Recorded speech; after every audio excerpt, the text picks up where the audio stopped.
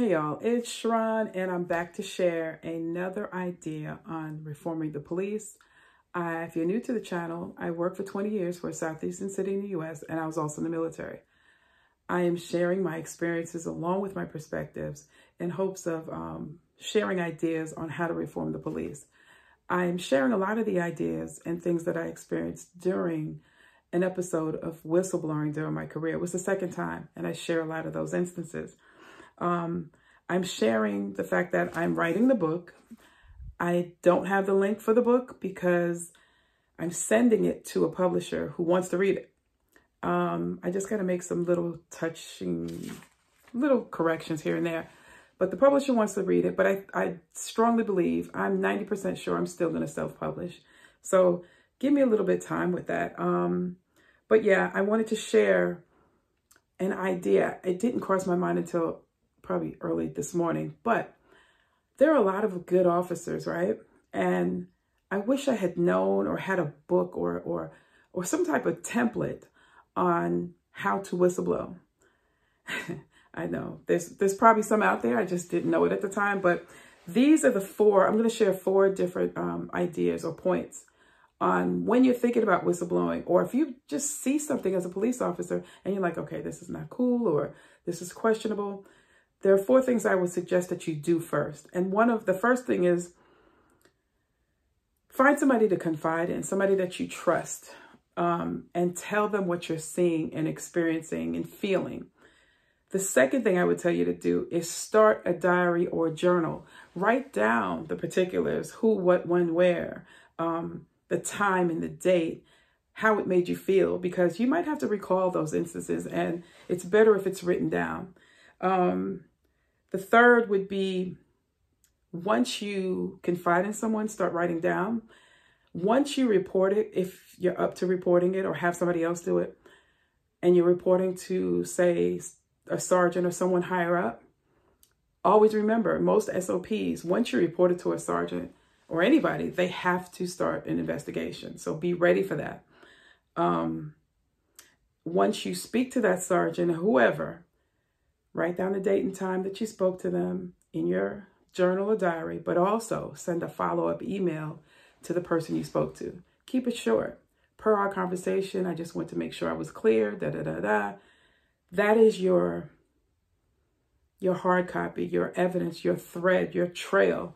Because a lot of times that when I was in the middle of whistleblowing, or going through, I should say, the situation, every time I spoke to someone, excuse me, a lot of times people are just scared. They don't want to, make waves, as they say, or bring any backlash on them.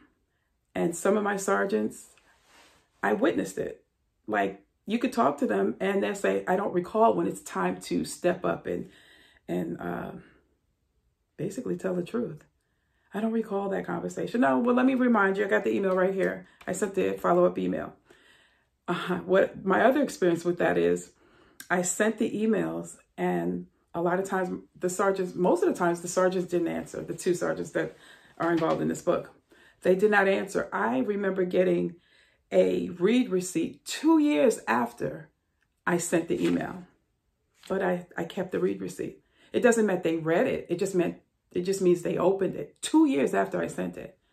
So I would suggest strongly send the email. Like I said, a couple of lines per our conversation yesterday. I just want to make sure I was clear about XYZ and how I explained what I explained to you, that what I saw happen, and Even if they don't answer back, keep the email, okay? Because that will help you recall the conversation when you go back to the email. And also, as a sergeant, why didn't you open the email? You got to think all the way to court. Like, if you're sitting in court and you have all your ducks in a row, there's not much you would have to say to explain, okay, well, this is what I did. The sergeant would have to explain. But yeah, that's another story. But the 4 steps: tell somebody or confide in someone that you trust, excuse me. The second is find a place where you can breathe. For me, it was the firefighter's lunchroom. I maybe once or twice saw other officers in there. It's usually firefighters, not too many of them, and civilians, and it was a quiet place. and I could breathe, like I could take a deep breath in. Because if you notice, you walk around with your shoulders up and you're taking sips of air because of what you're feeling and what you're going through, right?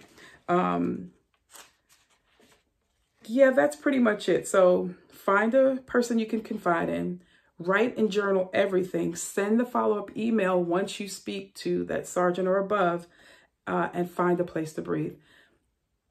I can't stress how sending the emails, whoever you speak to, once they start the investigation and you start speaking to different people, write yourself a little note, send that email as a follow-up. I'm telling you, because if it comes down to, let's say, court, your ducks will be in a row. You'll be able to recall, because all you have to do is look at your notes. It's just like a report. And they will have to do the explaining. My experience has been where I've had the written documentation and then the very little documents that they would send in terms of returning emails, and that worked against them. It didn't work against me. I have all the delivery receipts, the 2 or 3 read receipts out of the 60 emails I sent. They have to explain that as higher ups, just to give you an idea. But yeah, start with those things and go from there. That's how I would start an investigation. Or if you're thinking about, well, I see all this stuff and I need to do something, or I want to do something, that's something you could do. All right. Like I said, the publisher is going to get this book, go through it. I'm still going to self-publish. I just want to see if traditional publishing is the way to go. I've already self-published some other things. The links are in the description for those little books. They're really just notebooks.